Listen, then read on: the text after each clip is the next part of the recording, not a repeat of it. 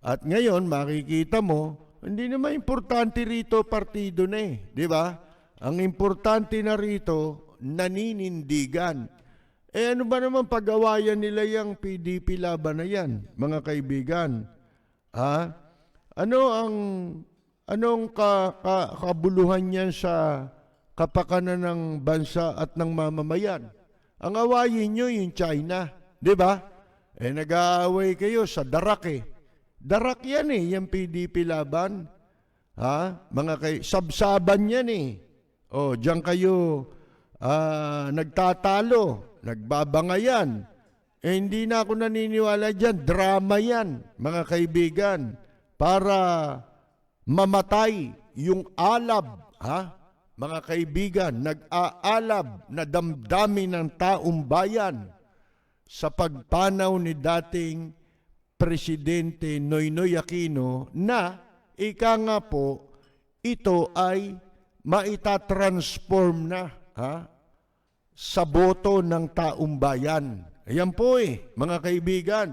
So kailangan nilang, kumukulo na yan Kailangan nilang buhusan ng tubig na malamig para hindi magliyab ng husto. Mga kaibigan.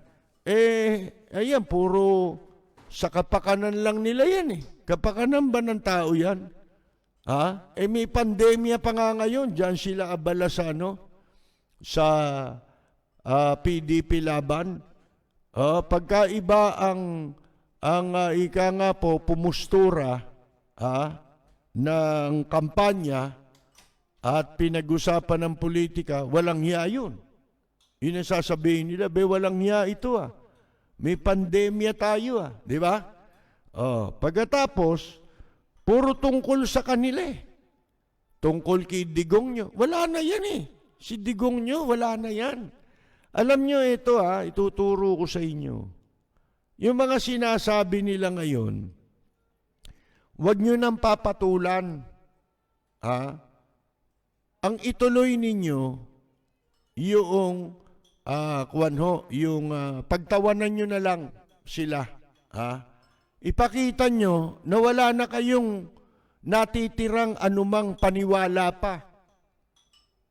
Katulad niyan, di ba kagaguhan niyang, pati ito yung mga kandidato, sabi ko nga sa inyo, kapag dyan sa mga lumilitaw na kandidato, kayo mamimili ng inyong iboboto at hindi pa kayo nagpapasya dahil hindi nyo alam na lahat yan, pakawala lang yan ng kasalukuyang administrasyon.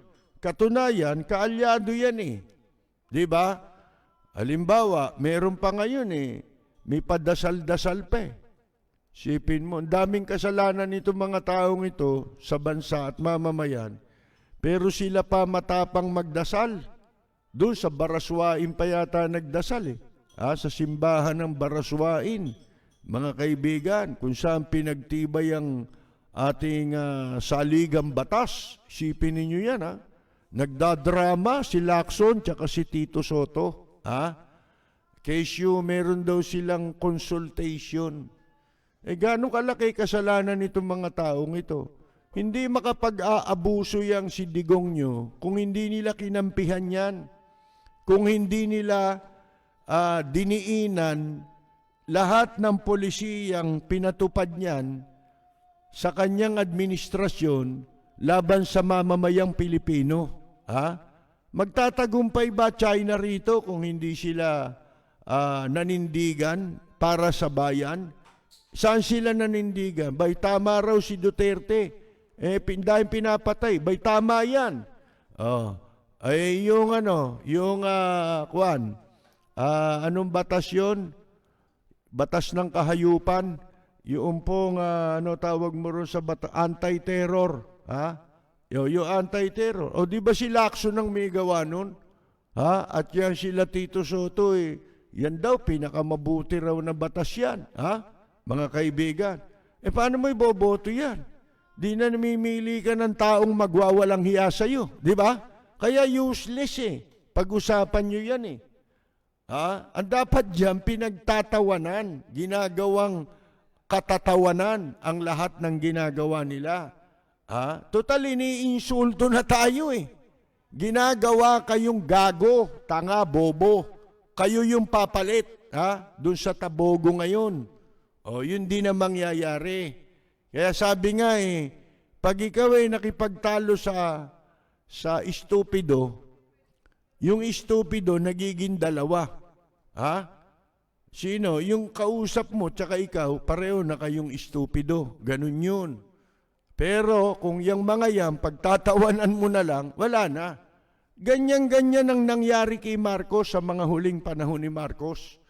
Nung ika nga po laganap na sa buong Pilipinas, ang pasya ng taong bayan, nawakasan na ang rehime ni dating Pangulong Marcos. Ganyan-ganyan ang nangyari.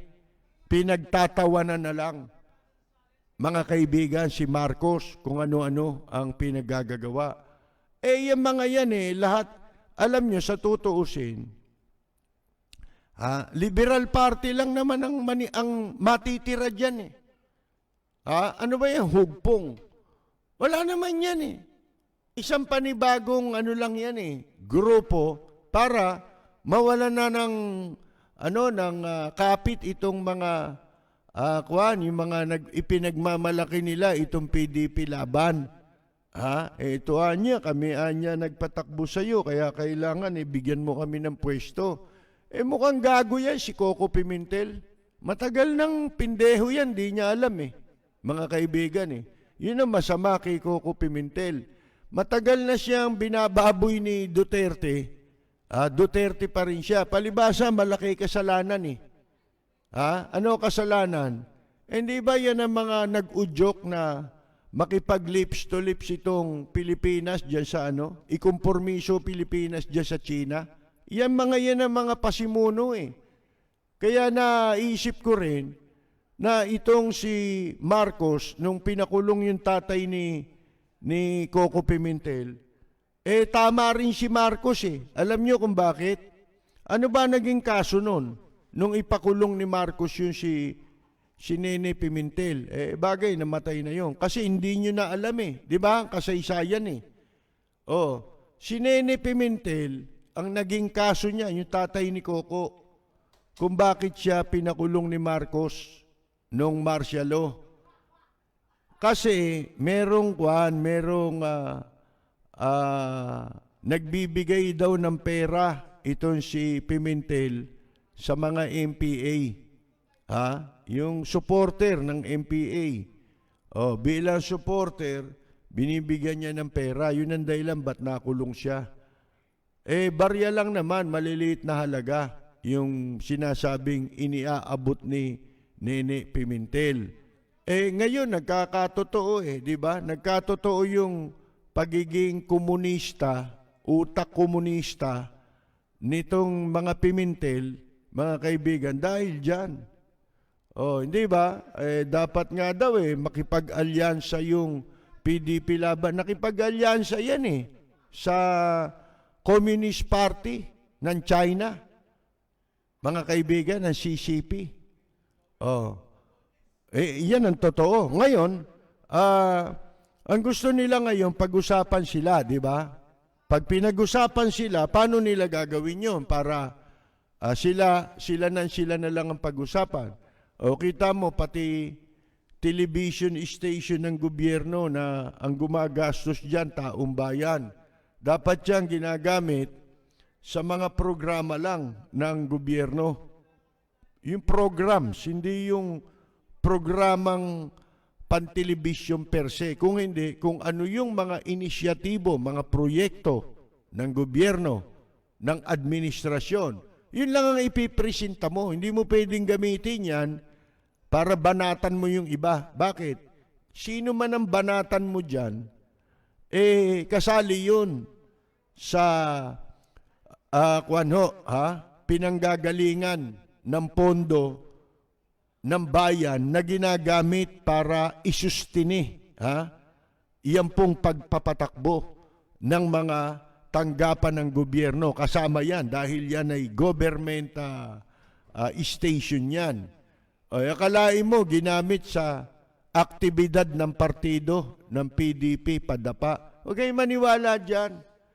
Kasi po, nabuhay yung damdamin ng taong bayan Biglang nag-alab Yun yung sinasabi ko sa inyo Huwag kayong mawawala ng pag-asa dahil madiliman, wala man tayong nakikitang liwanag. Pero dun sa pagpanaw ni dating Presidente Noynoy Aquino, para tayong nasa tunnel, nasa dulo nun, madilim ang tunnel, wala kang maaninag, merong biglang pusikit na liwanag na nabanaag tayo. At yan, dama naman natin yan, ramdam naman natin yan, biglang nabuhay ang pag-asa na meron na tayong pag-asa. Bakit? Ito ang magbibigay sa atin ng inspirasyon. Itong pagkamatay ni Noynoy Aquino. Nakita naman ninyo ang dinagsayan ng mga pakikiramay ng mga leader sa buong mundo. Maging yung Pope, di ba? Yung Pope yata, nagsalita rin, nagpaabot din ng mensahe ng pakikiramay, mga kaibigan. At binabanggit, hindi lamang dito. Yun na nakakahiya. Ang nagbabanggit ng mga malalaking achievement na ginawa, pinagsikapan ng administrasyon ni Pinoy. Sipin mo, mga ibang leader ng ibang bansa. Example, yung Hapon na naitalaga rito dating namumuno ng World Bank, yung kinatawan ng World Bank dito sa Pilipinas dati. Japanese yun. Inilatag niya inihanay niya kung paano pinamahalaan ni Noynoy Aquino ang ekonomiya ng ating bansa. Kung paano nagamit ang mga pera ng ating bansa. Kasi po, yung mga yan, di ba, umuutang tayo, di ba? So, binabantayan nila yung mga ginagawa ng administrasyon. Kung yan ay mapangangalagaan yung pera upang sa ganon, yung utang mabayaran. Hindi ba? Mga kaibigan. Kaya ang gaganda ng sinabi, mabuti pa sila. Hindi ba? Dito, wala. Kita mo, makikita ninyo ang mga walang hiyang politiko, kunyari, nakiramay, di ba? Pero wala silang binabanggit na nagawa ni Noynoy Aquino. Na-realize lang natin yan, dyan sa mga taong bayan, yung mga nasa social media na inuungkat nila yung mga dating pangyayari sa panahon ni Pinoy na napalathala sa mga pahayagan, di ba? Pinipick up ngayon yan ng mga tao. Sila mismo ang gumagawa. Ito, nagawa ni Pinoy. O kaya, yung ibang mga napasama sa administrasyon ni Pinoy. Pero makikita mo, suwapang di ba? Itong mga politiko kasi hindi nila ginagawa yun na mabanggit nila, katulad yung ginawa nung Japanese na representative ng World Bank dito sa Pilipinas. Dati yun na representative dito sa Pilipinas. Binanggit niya yung talagang accomplishment na nagawa ni Noynoy kung paano tumaas ang ating ekonomiya sa panahon ng administrasyon ni Pinoy. Dito hindi nila mabanggit. Bakit? Masasapawan sila. So, isa lang ang agenda nila. Yung mga politiko na yan, kasama na yan sina Lacson, sila Pacquiao, yun ang ayaw nilang mabanggit ngayon. Para hindi magkaroon ng comparison Ito mga bobong natitira. Hindi ba? Para hindi ma-realize nito kasi marami ng natatauhan eh. Hindi ba? Marami ng natatauhan. So kung yan, magliliwanag lahat yan sa taong bayan, ang mangyayari, baliwala na sila. Kaya nga sabi ni Digong nyo, di ba, tatakbo akong Vice President. Anong sabi niya? Nung binastos niya yung reporter, sabi niya hindi mo naintindihan eh. Hindi nyo alam eh. Alam mo, siya lang lagi magiling eh. Umiral na naman yung, yung kayabangan, di ba? Ibig sabihin no, mayabang talaga yan eh, si Digong nyo eh. Babae yung kausap niya eh. Wala namang alam na bastusin niya kundi babae lagi. Di ba? Bilangin nyo ilang babae nang binastos niyan, mga kaibigan. Ngayon, yan ang taktika nila.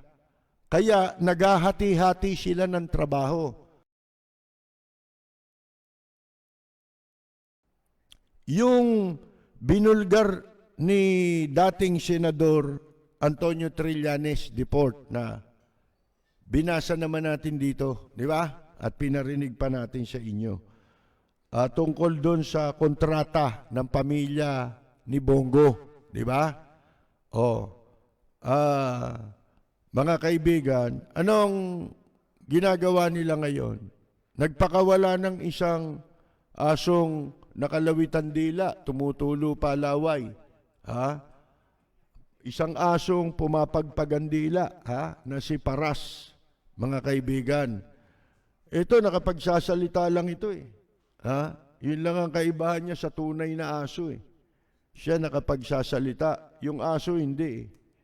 Ano sabi ho nung aso? Ni Paras. Ang sabi ni Paras, binanatan si Trillanes. May mga kung ano sinabi, hindi ko na Pero ito, yung sinasabi ngayon ni Paras na yan, siba itong Paras na ito, dating Tolongesman ito eh. Ni Gloria Macapagal-Arroyo. Ito'y nangupit ng cellphone, pumitik. Natatandaan ninyo, pinitik niya yung cellphone ng isang opisyal din ng gobyerno doon sa Senado, kaya kinumpronta siya ni Trillanes doon eh. Ba't mo ninakaw yung cellphone? Kasi gusto nilang makuha yung datos na mga usapan doon sa cellphone, yung mga records na nasa cellphone ng isang public official. Kalahin mo pinitik niya. At ginawa niya yan sa isang opisina ng gobyerno, na maraming tao. Sipin mo yan, mga kaibigan. Kaya sabi ni Trillanes, iyaang si Paras, nobody yan. Nobody, manananggal to. Di ba yung manananggal, walang katawan yun eh. Nobody. Kasi bumabanat siya, nakikialam. May basbas naman ito ng administrasyon ni Digong nyo. Diba? Talagang kinuha yan, pinakawala niya, parang asong parang asong nakalawit yung dila. Mga kaibigan, sabi ni Trillanes, yan si Paras, irrelevant yan. Insignificant. Kumbaga wala ka ng bilang eh. Di ba? Di ba yan nasa Department of Lagay and Extortion, under Secretary? Wala na pala yan doon kasi binigyan ng bagong pwesto. Pero nung nandyan siya, nung kauupo niya dyan, under Secretary, nag-aaway, pinagbintangan siya ni Bello na siya ang naninira, anong tawag mo dyan? Sinisiraan niya si Bello dahil gusto niyang maging Secretary of Department of Labor and Extortion, mga kaibigan, ano po. Sabi, yung mga ginagawa nila, nagpapakita lang na hindi nila diretsang maharap ang mga aligasyon laban sa kanila. Iniiba ang usapan. Ito yun Ito yung sinasabi ko sa inyo Yang mga PDP laban, mabili, puro ano yan, puro panlihis.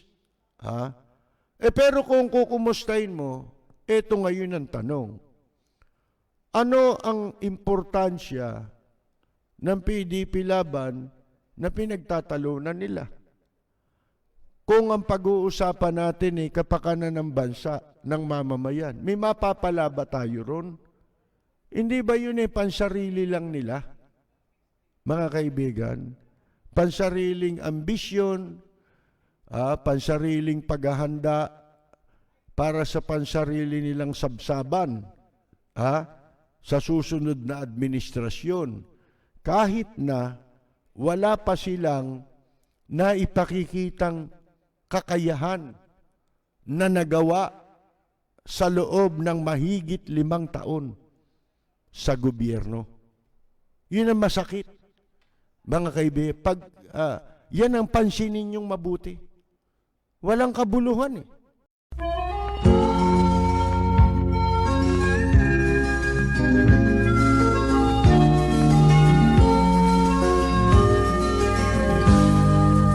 Bayan ko ay isa ang lahi, dito'y wala ang pagkukunwari. Hindi padadaig, sadyang kilala sa daigdig, may pagkakaisa sa bawat nais. Ang bayan ko'y punong-puno ng yaman, bakit ito'y kailangan pang iwanan? Hindi nga ba't anong sarap mabuhay ng buong ganap? Sa bayan mo, sumabit man yaong wakas. Dito sa bayan ko, lahat kami pantay-pantay. Walang nang aapit, ang pag-ibig ay tunay. Dito sa bayan ko, dito'y makikilala mo ang isang kaibigan nagmamahal sa'yo.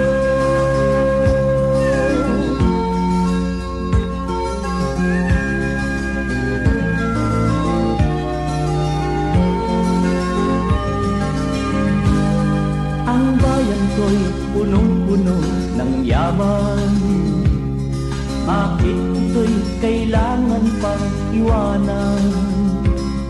Hindi nga ba't anong sarap mabuhay ng buong ganap? Sa bayan mo, sumapit man yaong wakas. Dito sa bayan ko, lahat kami pantay-pantay. Walang nang aabit, ang pag-ibig ay tunay.